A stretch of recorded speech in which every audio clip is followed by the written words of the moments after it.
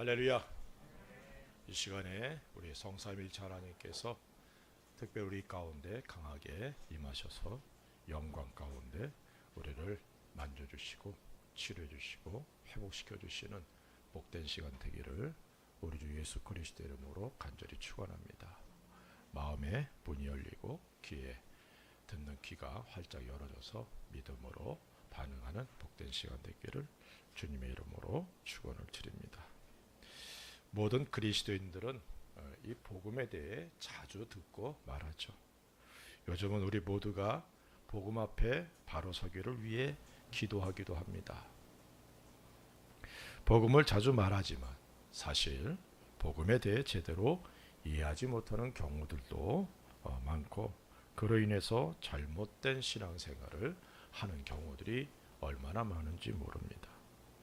성도들만이 아니라 지도자들 중에서도 이 복음을 잘못 이해해서 얼마나 힘들고 어려운 그런 잘못된 길을 걷고 있는지 모릅니다. 그래서 복음 앞에 바로 서길 위해 기도하고 있다는 사실을 이해할 수 있습니다. 복음이란 예수님에 대한 모든 것이다 라고 말씀을 드렸습니다.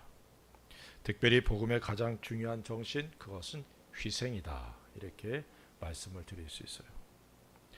예수님께서 하나님이시지만 사람이 되신 것, 그리고 예수님의 사역의 중심은 죄인들을 위해 자신의 모든 것을 아낌없이 희생하는 그런 모습이었습니다. 십자가의 죽음은 자기 희생의 결정체라, 이렇게 말씀을 드릴 수 있죠. 그렇기에 복음 앞에 바로 선다는 것, 곧 예수님처럼 자신을 희생해서 다른 이들을 구원하고 세워주는 일을 행해야 한다는 사실을 의미하고 있음도 이해할 수 있기를 바랍니다. 복음을 올바로 깨달은 사람들은 자신들의 삶을 주님께 드리기를 원하고, 또 다른 이들을 위해서 희생하는 삶을 당연하게 여긴다는 사실도 잊지 않기를 바랍니다. 바울은 다음과 같이 고백하고 있어요. 빌립보서 2장 17절에 만일 너희 믿음의 재물과 섬김 위에 내가 나를 전제로 드릴지라도 나는 기뻐하고 너희 무리와 함께 기뻐하리니. 자신을 전제로 드리는 것을 기뻐한다라고 바울이 고백하고 있습니다. 이 고백이 우리들에게도 있어야 된다는 사실이죠. 복음에 대해서 배우고 깨닫고 마음에 새겨서 예수님께서 우리를 위해 희생하신 것과 같이 우리들의 삶이 빛과 소금의 삶이 되어야 될 줄로 믿습니다. 태양빛이 우리에게 오기까지 계속해서 자신을 폭발시키지 않습니까? 불태우는 거예요. 소금은 자신을 녹임으로 인해서 맛을 내는 것이죠. 희생입니다. 이런 희생의 삶이 우리에게 있어야 될 줄로 믿습니다.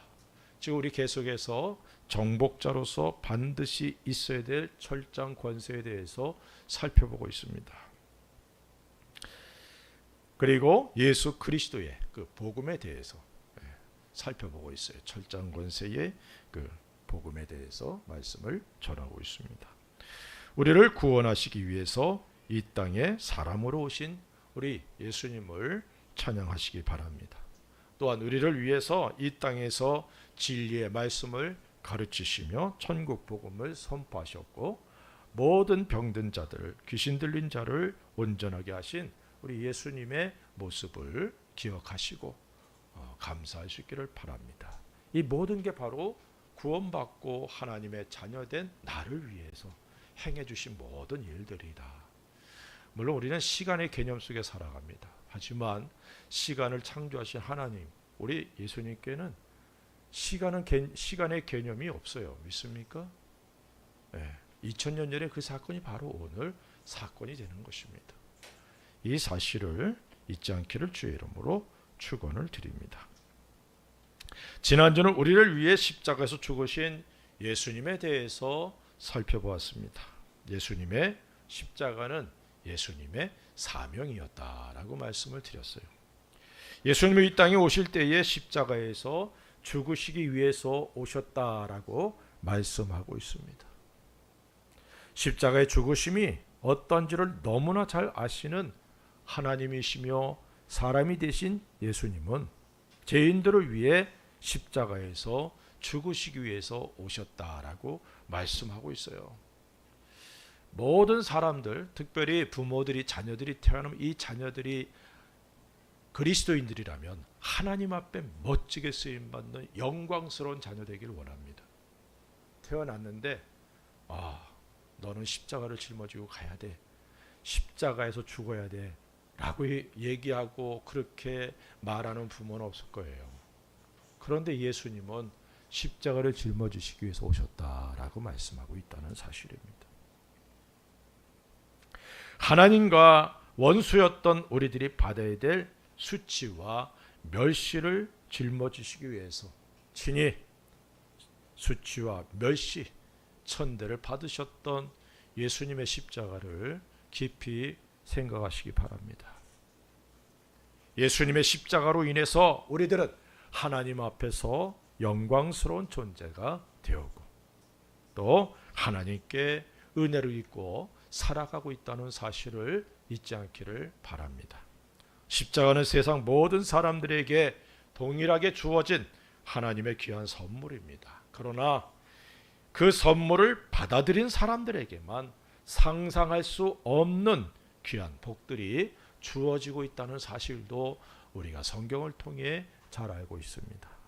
이 선물을 이미 받은 사람들을 우리는 그리스도인이라 이렇게 말하고 있죠. 아직 예수 그리스도를 마음에 영접하지 못한 분들이 있다면 이 시간 예수님의 십자가의 의미를 깊이 깨닫고 예수님을 개인의 구주와 그리고 왕으로 모셔드리고 구원의 귀한 은혜를 받는 귀한 복된 시간 되기를 간절히 소원하고 축복합니다. 오늘도 이어서 예수님의 십자가의 죽으심에 대해서 계속 살펴보기를 원합니다.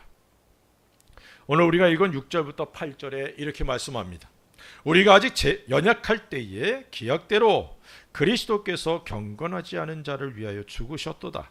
의인을 위하여 죽는 자가 쉽지 않고 선인을 위하여 용감히 죽는 자가 혹 있거니와 우리가 아직 죄인 되었을 때에 그리스도께서 우리를 위하여 죽으심으로 하나님께서 우리에 대한 자기의 사랑을 확증하셨느니라. 사도 바울은 로마에 있는 성도들에게 예수님께서 십자가에 죽으신 것, 그것은 죄인인 우리를 향한 하나님의 사랑의 확증이다. 이렇게 말씀하고 있어요. 예수님의 십자가, 그것은 죄인인 나를 하나님이 사랑하셨다는 강력한 증거라는 사실입니다. 예수님의 십자가는 우리를 향한 하나님의 사랑이라는 사실을 우리는 너무나 잘 알고 있습니다. 여기서 우리는 물론 죄인이었다가 구원받은 사실 경건치 않았던 우리들을 의미하고 있죠. 죄인과 경건치 않은 자, 이 말은 전혀 하나님과 관계가 없고 또 하나님의 원수로서 악한 사단에게 속해 있고 하나님의 심판을 피할 수 없는 우리였다는 사실을 의미합니다. 그런 우리를 하나님께서 사랑하셔서 독생자 예수 그리스도를 이 땅에 보내주시고 십자가에서 죽게 하셨다는 사실이에요. 독생자 예수님보다 죄인인 나를 더 사랑하신 거예요. 우리 물물교환이라는 걸 아시죠? 내가 가지고 있는 것과 상대방이 갖고 있는 물건 중에 내가 봤을 때 내가 갖고 있는 것보다 이쪽이 더 좋으니까 교환하는 거 아닙니까? 내가 손해보면서 교환하나요? 사람은 그렇지 못해요. 그죠? 마찬가지로 예수님을 희생하시면서 나를 사랑하셨다는 것은 하나님 아버지께서 나를 얼마나 귀하게 여기는가를 보여주는 놀라운 사건입니다. 골로새서 1장 21절에 이렇게 말씀합니다. 전에 악한 행실로 멀리 떠나 마음으로 원수가 되었던 너희를. 요한복음 8장 44절에는 이렇게 말합니다. 너희는 너희 아비 마귀에게서 났으니 너희 아비의 욕심대로 너희도 행하고자 하느니라. 그는 처음부터 살인한 자이요 진리가 그 속에 없으므로 진리에 서지 못하고 거짓을 말할 때마다 제 것으로 말하나니 이는 그가 거짓말쟁이요 거짓의 아비가 되었습니다. 구원받기 이전에 나는 하나님과 원수였습니다. 거짓의 아비 마귀에게 속해 있는 우리였다는 사실을 분명히 성경은 말씀하고 있어요. 예수님께서 진리의 말씀을 전하셨지만 사람들은 그 말을 믿지 않았고 오히려 대적하였습니다. 그 이유가 거짓의 아비인 사단에게 속하였기 때문이고 그들이 모두 그의 자녀였기 때문이었다라고 말씀하고 있어요. 그런 우리를 하나님께서 사랑하셔서 예수님을 이 땅에 사람으로 보내주셨고 십자가에서 죽게 하셨다는 사실입니다. 죄인은 하나님의 심판을 받아서 지옥에 가야 하는 존재라는 사실을 우리는 잘 알고 있습니다. 다시 말하면 하나님께서는 죄인으로서 지옥에 가야 할 존재였던 나를 사랑하셔서 독생자 예수 그리스도를 이 땅에 보내주셨고 십자가에서 죽게 하셨다는 사실입니다. 사도 바울은 이 사실을 분명하게 선포하고 있는 것이죠. 구원은 우리들에게 은혜로 주어졌습니다. 아무 조건이 없이 예수 그리스도를 믿는 사람들에게 주어진 것이 구원이죠. 이걸 은혜라, 하나님의 선물이라 이렇게 말씀하고 있습니다. 만약에 하나님께서 조건을 걸고 내가 예수 그리스도를 이 땅에 보냈는데 그 예수를 믿고 그리고 플러스 선행을 하면 내가 구원의 은혜를 줄게. 그럼 평생 불안 속에 사는 거예요. 왜? 우리의 삶이 아무리 발버둥을 쳐도 선만 행할 수는 없잖아요. 악을 행하기도 하잖아요. 제가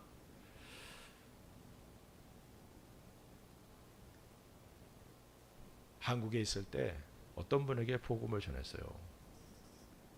열심히 복음을 전했는데 그분이 마지막에 이렇게 반응하는 거예요. 맞아요. 예수님 믿어야죠. 그런데 예수만 믿어서 안 되죠. 선한 일을 행해야죠. 복음을 모르는 거죠. 네. 그런 이들이 얼마나 많은지 모릅니다. 네. 아무 조건 없이 하나님께서 우리에게 주신 것이에요. 믿습니까? 그러나 이런 은혜는 그 누군가의 희생이 없었다면 불가능한 일이라는 사실입니다. 하나님께서는 우리를 구원하시고 하나님의 자녀 삼아 주시길 원하셔서 독생자 예수 그리스도를 십자가에 못 박아 죽게 하셨다는 사실입니다. 예수님께서는 십자가에 달리셔서 죽으시기 전에 다음과 같이 부르짖었습니다. 마태복음 27장 46절에 제9시쯤에 예수께서 크게 소리질러 이르시되 엘리 엘리 라마 사박다니 하시 이는 곧 나의 하나님 어찌하여 나를 버리셨나이까 하는 뜻이라. 예수님께서는 십자가에 달리심으로 죄로 인해 하나님께 버림받은 모든 사람들을 대신하셨다는 거예요. 그리고 이렇게 외쳤다는 사실입니다.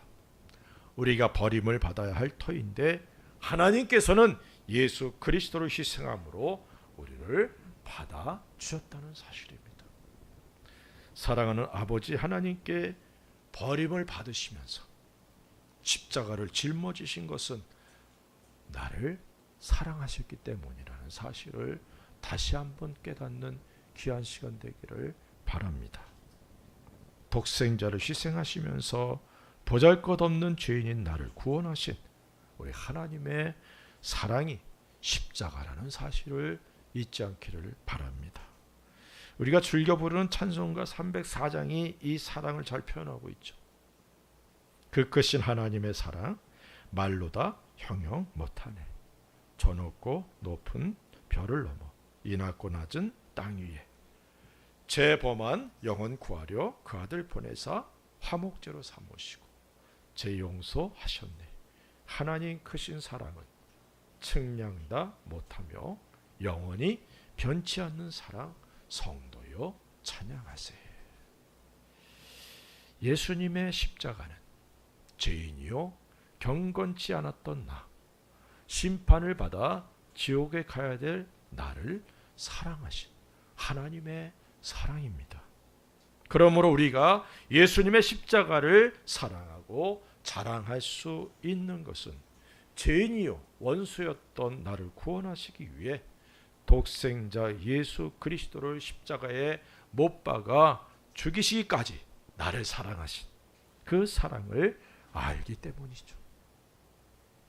바울의 고백이 바로 나의 고백, 우리의 고백이 되어야 될 줄로 믿습니다. 갈라디아서 6장 14절에 이렇게 말씀합니다. 그러나 내게는 우리 주 예수 그리스도의 십자가 외에 결코 자랑할 것이 없으니 그리스도로 말미암아 세상이 나를 대하여 십자가에 못 박히고 내가 또한 세상을 대하여 그러하니라. 바울은 십자가 외에 자랑할 것이 없다라고 고백합니다. 또한 자신이 세상을 향하여 또한 세상이 자신을 향하여 십자가에 못 박혔다라고 고백하고 있어요. 바울은 날마다 나는 죽는다라고 고백하고 있습니다. 고린도전서 15장 31절에 형제들아 내가 그리스도 예수 우리 주 안에서 가진 바 너희에게 대한 나의 자랑을 두고 단언하느니 나는 날마다 죽노라. 날마다 죽는다는 것, 이것은 자신이 예수님의 십자가에 함께 못 박혀 죽었다는 사실을 의미합니다. 부활의 영광을 바라보기에 날마다 십자가 앞에서 자신의 삶을 돌아보고 십자가에 부끄럽지 않은 삶을 살아갔다는 사실을 여기서 보여주고 있죠.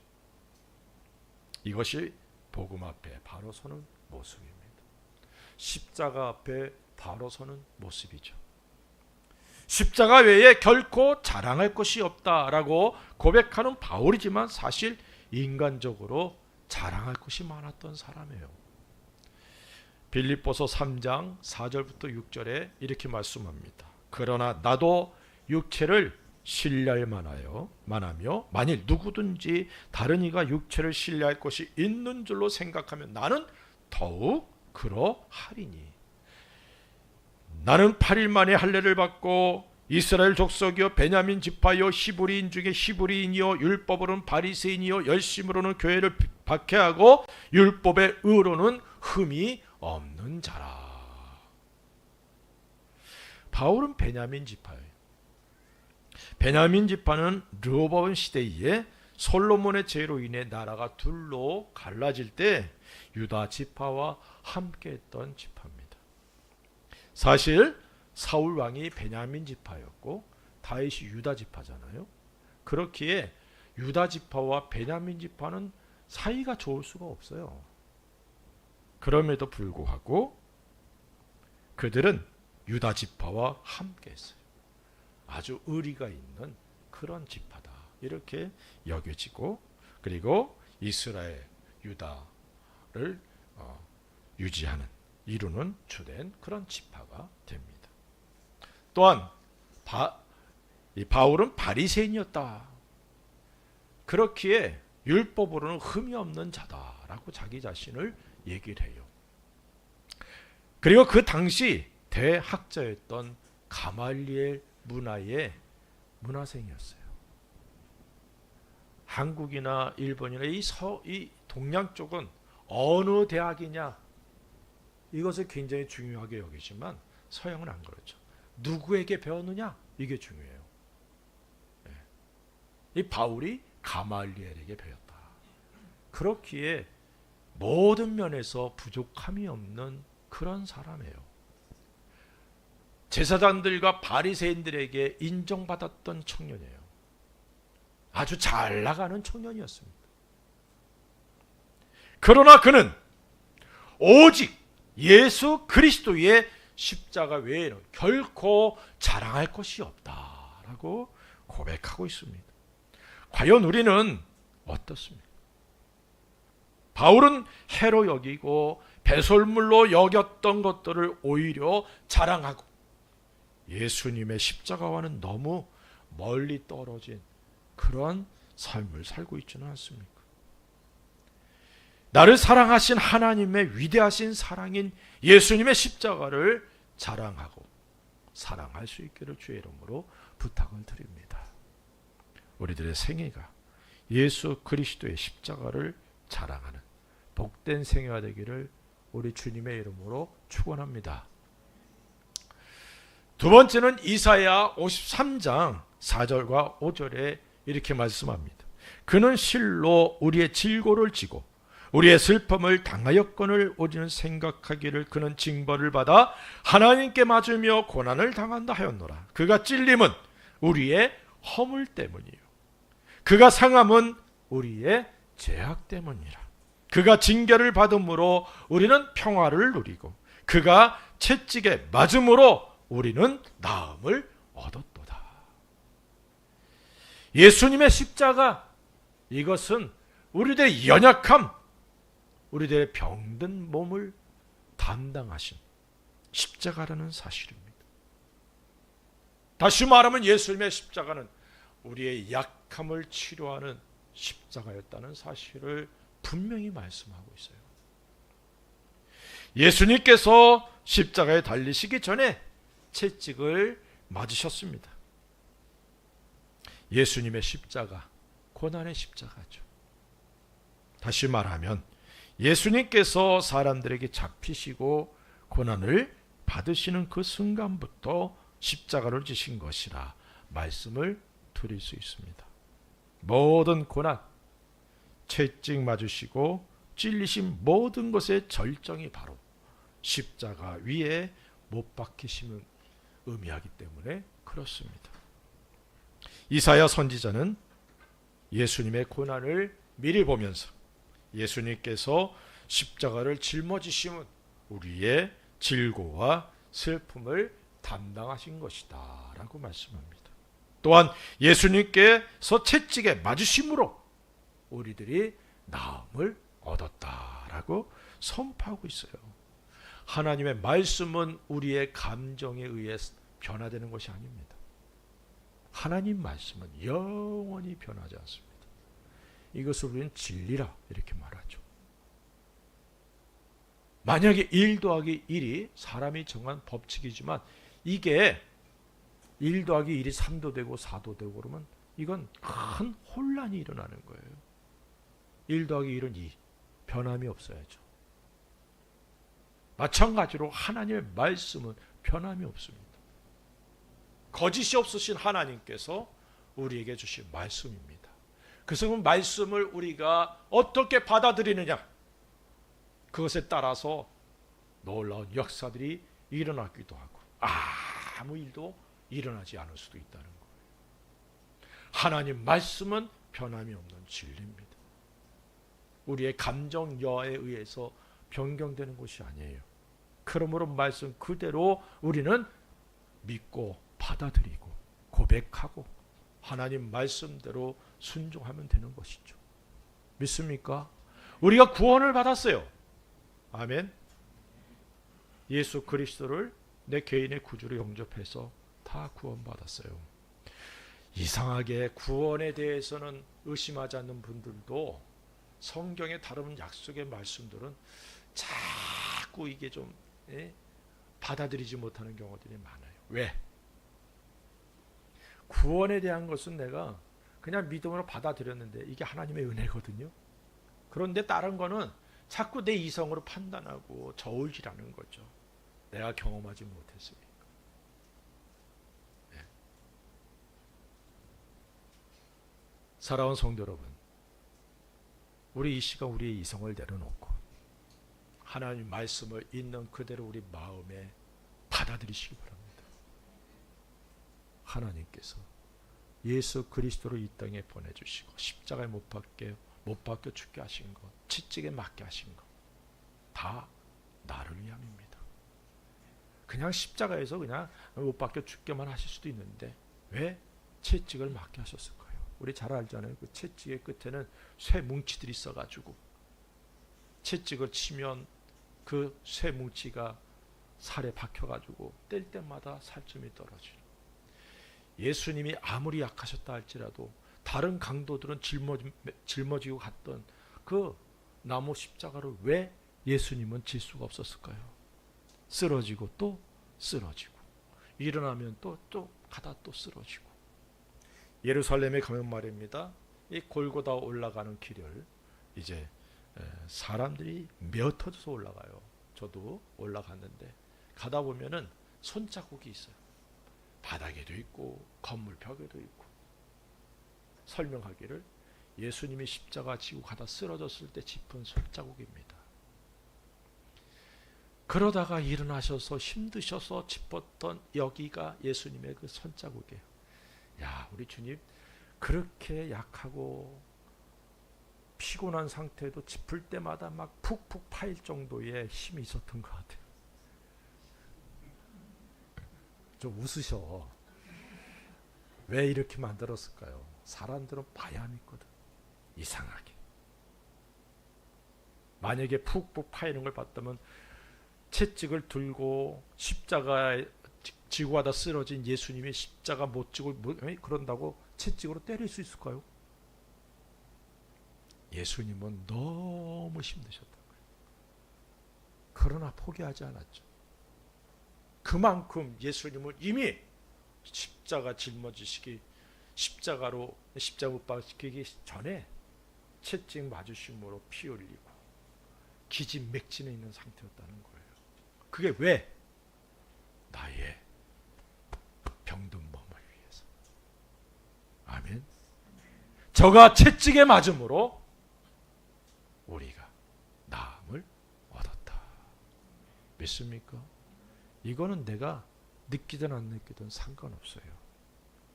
하나님께서 예수님을 통해 우리에게 그렇게 하시길 원하신 거예요. 주여, 이 시간 내게 그 은혜가 넘쳐나기 원합니다. 믿음으로 고백할 수 있기를 주의 이름으로 축원을 드립니다. 예수님께서 채찍에 맞으시고 온몸이 찢기신 것, 우리들의 질병, 우리들의 연약을 담당하신 것이라는 사실을 성경은 말씀하고 있어요. 그러나 이사야 선지자가 예언했듯이 예수님의 십자가의 죽음에 대해서 당시에 많은 사람들이 오해했어요. 뿐만 아니라 현대의 사람들도 예수님의 죽음에 대해 커다란 오해를 갖고 있습니다. 아니, 아예 예수님의 십자가의 죽으심에 관심조차 갖지 않고 살아가는 이들이 얼마나 많은지 모릅니다. 예수님께서 십자가에서 죽으심은 인류의 모든 약함을 치료하시기 위한 죽음이었다는 사실을 택함받은 사람들만이 받아들이고 치료의 은혜를 경험하게 되는 겁니다. 우리 교회에 얼마 전까지 청년 한 명이 왔었어요. 그가 고백하기를 자기는 태중에서부터 불자로 선택받은 사람이래. 그런데 그가 예수님을 만났어요. 그가 예수님을 믿게 됐고 믿게 된 가장 큰 주 원인이 유명한 스님을 찾아가도 병든 몸으로 찾아가도 당신 나을 겁니다 라고 말을 안 한다는 거예요. 부처님이 치료해 줄 겁니다 라고 말을 못 한다는 거예요. 그런데 교회 가면 목사들이 또 성경을 보면 병든 자들이 치료된 사건들이 얼마나 많은지 몰라요. 그래서 관심을 갖고 예수님을 믿게 된 거예요. 그가 채찍에 맞으심으로 우리가 나음을 입었도다 라는 이 말씀에 우리가 바로 이 자리에 있는 나 자신 우리들이라는 사실을 잊지 않기를 바랍니다. 예수님은 우리들의 약함을 치료하기 위해서 십자가에서 죽으셨어요. 이 사실을 베드로는 다음과 같이 말씀하고 있습니다. 베드로전서 2장 24절에 친히 나무에 달려 그 몸으로 우리 죄를 담당하셨으니 이는 우리로 죄에 대하여 죽고 의에 대하여 살게 하려 하심이라. 그가 채찍에 맞음으로 너희는 나음을 얻었나니. 이사야 선지자의 예언이 바로 예수 그리스도의 십자가의 죽음에서 이루어졌다는 사실을 확인하는 베드로 사도의 그런 선언이죠. 예수님의 십자가는 우리 죄를 담당하신 것이고 동시에 우리의 질병과 우리의 약함을 담당하신 십자가입니다. 우린 예수 그리스도의 이름 권세에 대해서 살펴보면서 예수 그리스도의 이름은 표적을 일으키는 이름이다 라고 말씀을 드렸죠. 예수 그리스도의 이름으로 병든 자가 낫고 귀신이 쫓겨나가는 것, 예수 그리스도가 우리의 모든 약한 것을 짊어지셨고 십자가에서 죽으셨기 때문에 주어진 귀한 권세라는 사실을 잊지 않기를 주의 이름으로 부탁을 드립니다. 예수 그리스도의 이름으로 안진뱅이가 일어나고 중풍병자가 자리를 들고 일어나며 갖가지 병든 사람들이 치료를 받았습니다.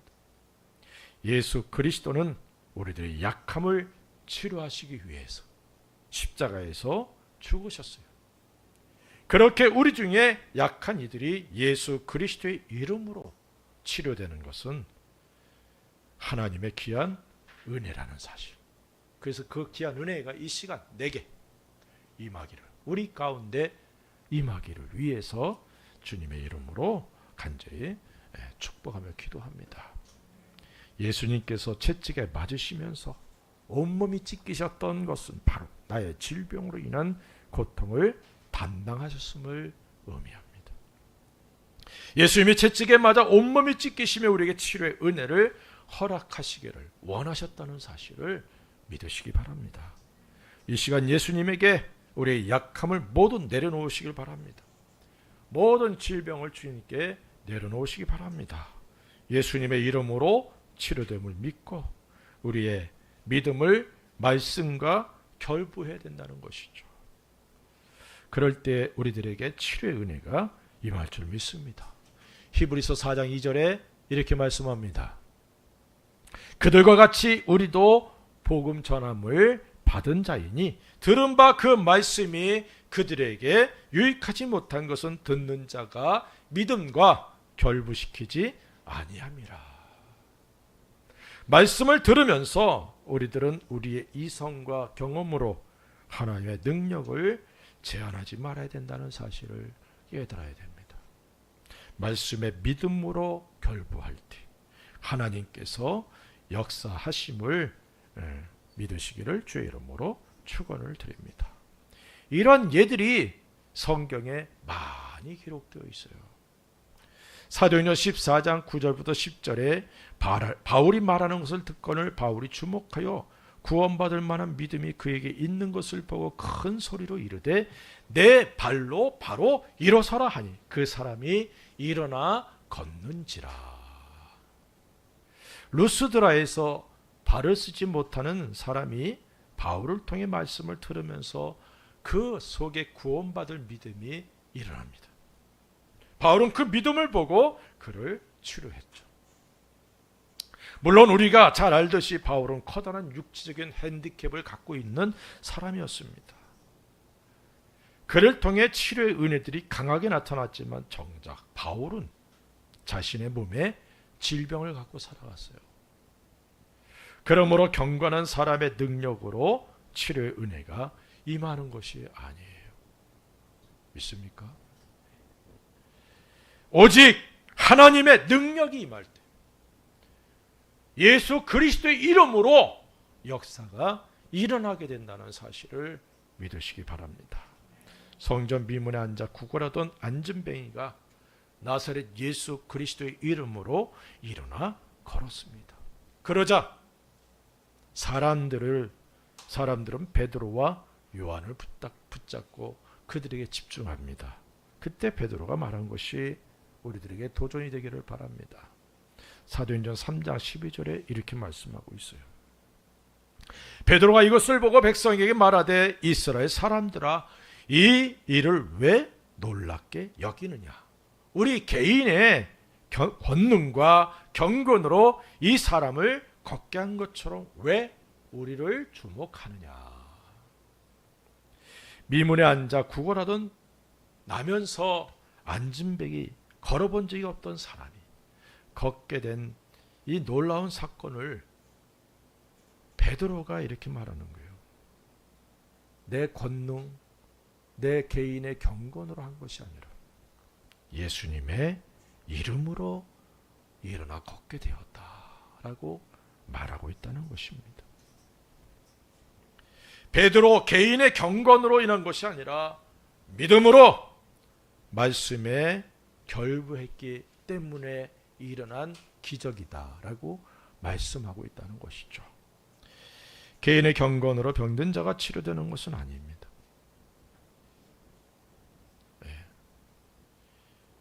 성령 하나님의 은사 중에 병을 치료하는 은사가 있죠. 이 은사를 통해 치료가 되기도 합니다. 또한 말씀을 들으면서 믿음으로 결부할 때 치료의 은혜가 있게 됨을 믿으시기 바랍니다. 말씀은 하나님께서 우리들을 위해 허락하신 귀한 선물입니다. 예수 그리스도가 채찍에 맞으시고 십자가에서 죽으심은 우리들의 연약함을 긍휼히 여기시고 치료해 주시기를 원하셨던 하나님의 마음입니다. 2000년 전에 일어났던 놀라운 표적들이 시간이 지나면서 일어나지 않는 것은 우리들이 말씀의 귀를 기울이고 믿음으로 결부하지 않았기 때문이라는 사실이죠. 이 시간 우리들의 마음에 예수님의 채찍에 맞아 온몸이 찢기신 모습을 상상해 보시기 바랍니다. 그리고 예수님의 십자가에 우리의 몸을 맡기시기를 바랍니다. 예수님에게서 치료의 은혜가 이 시간 우리에게 임하게 될 줄을 믿습니다. 예수님의 십자가는 우리를 사랑하신 하나님의 사랑의 십자가였다. 죄인인 나를 사랑하셔서 독생자를 보내주시고 십자가에서 죽게 하신 우리 아버지 하나님의 사랑을 우리가 깊이 깨닫고 그 사랑을 이 시간 무한하게 받아들일 수 있는 그런 은혜가 있기를 주의 이름으로 축원을 드립니다. 또한 예수님의 십자가는 나의 연약함, 나의 병든 것을 치료하시는 십자가였다는 사실입니다. 예수님께서 채찍에 맞으심으로 내가 나음을 입었다라고 말씀하고 있죠. 그래서 우리들이 예수님의 이름으로 하나님의 말씀을 믿고 그리고 때로는 자신을 위해서 기도하고 선포할 수 있어야 된다는 거예요. 제가 계속해서 강조하면서 말씀을 전하는 것 중에 하나가 내가 예수 그리스도 이름으로 내게 있는 모든 질병, 연약함을 끊어버리고 제거하고 소멸시킨다라고 말씀을 드렸죠. 시편 118편의 말씀이죠. 내가 여호와의 이름으로 나를 에워싼 열방, 에워싸고 또 에워쌌던 그런 민족들, 벌떼처럼 나를 공격하는 모든 대적들 끊어버리고 제거하고 소멸시킨다. 여호와의 이름. 요한복음 5장에서 예수님은 이렇게 말씀합니다. 내가 아버지의 이름으로 왔으며, 아버지의 이름으로. 예수님의 이름이 곧 아버지의 이름으로 여기서 이렇게 대치될 수가 있는 거죠.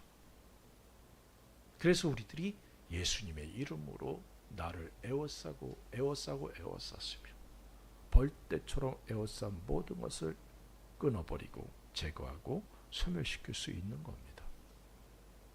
왜 아멘들을 안 하죠? 그래서 저는 이렇게 기도합니다. 내 영혼 육에 침투하는 어둠의 세력, 특별히 내 몸에 모든 질병과 내 몸을 약하게 만드는 모든 독소들은 나사렛 예수 그리스도의 이름으로 명하노니 내게서 끊어지고 제거되고 소멸될지어다. 우리 한번 합시다. 내가 할 테니까 여러분이 따라하셔. 내 영혼 육에 침투해 있는 모든 어둠의 세력, 특별히 내 몸에 있는 질병, 내 몸을 약하게 하는 모든 독소들,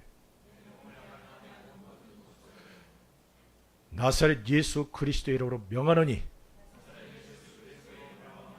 내게서 끊어지고 제거되고 소멸될지어다. 이걸 계속하세요. 예수님도 때로는 2번, 3번 계속 하시지 않았습니까? 엘리야는 7번 기도하지 않았습니까? 우리들은 계속 이 말씀을 붙들고 기도해야 되는 거예요. 내 영혼 육에 침투하는 모든 악한 어둠의 세력, 특별히 내 몸에 질병과 그리고 내 몸을 약하게 하는 모든 독소들은 나사렛 예수, 내 주 예수 그리스도의 이름으로 명하노니 내게서 끊어지고 제거되고 소멸될지어다. 주여, 내가 주의 말씀들을 행하여 싸우니 주님께서 일하셔서 영광 찬양 받아 주옵소서. 이 기도가 무시로 내 자신에게 그리고 성도들에게 이 은혜가 임하기 위해 기도해야 될 줄로 믿습니다. 예수님께서 채찍에 맞으심으로 나음을 얻었다라고 말씀하고 있는 이 말씀을 마음에 꽉 새기세요. 믿음으로 반응하시고 그리고 이 말씀 붙들고 끊임없이 기도하시기를 주의 이름으로 축원을 드립니다. 일하시는 분은 누구예요? 하나님이셔요. 내가 아니요. 내가 하면 얼마나 좋겠어요. 나는 그냥 주의 말씀 따라 행하는 것뿐이에요. 그러면 일하시는 분 누구? 전능하신 성삼일체 하나님께서 행하시는 거예요. 그래서 영광은 아버지께, 그 은혜는 내가. 아멘. 이 놀라운 역사가 우리의 생애에 넘쳐나기를 우리 주 예수 그리스도의 이름으로 간절히 축원합니다. 기도하십시다. 이제 우리 같이 한번 기도합니다. 특별히 예수님의 십자가는 나를 사랑하신 하나님의 사랑이었다. 나를 사랑하시는 그 아버지 하나님의 사랑이 이 시간 내게 흘러넘치길 원합니다. 예수님이 채찍에 맞으시고 십자가 짊어지신 것, 나의